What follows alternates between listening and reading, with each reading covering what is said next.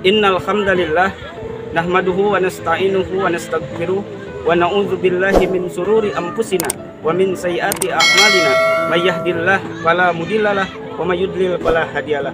Wa asyhadu an la ilaha illallah wahdahu la syarikalah wa asyhadu anna Muhammadan abduhu wa rasuluhu alladzi la nabiyya ba'dah. Amma ba'du.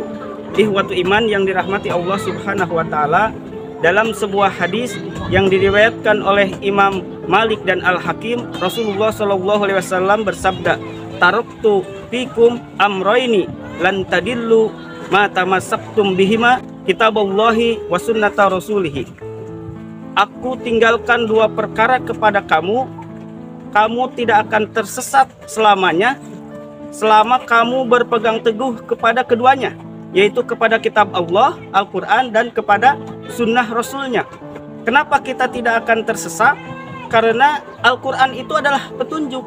Al-Quran itu hudal lil muttaqin, petunjuk bagi orang-orang yang bertakwa, yang menunjuki mana yang syirik, mana yang tauhid, yang menunjuki mana yang sesat, mana yang hidayah.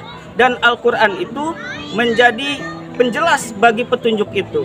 Dan Al-Quran itu menjadi pembeda antara yang hak dan yang batil, yang halal dan yang haram, yang baik ataupun yang buruk. Oleh karena itu, ikhwatu iman, kita senantiasa meminta hidayah kepada Allah Subhanahu wa taala dengan membaca ihdinas siratal mustaqim. Tunjukilah kami jalan yang lurus. Di setiap kita sholat membaca itu.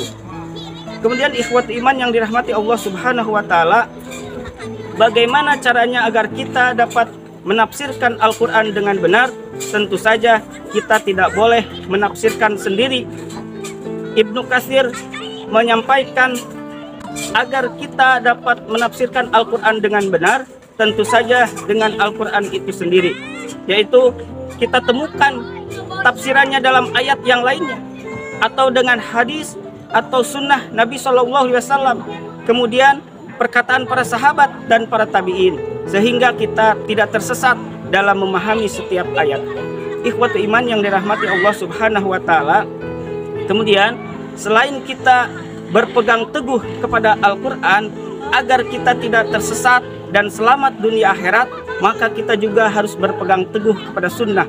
Para ulama mengatakan bahwa sunnah itu adalah perkataan, perbuatan, dan persetujuan atau ketetapan dari Nabi SAW.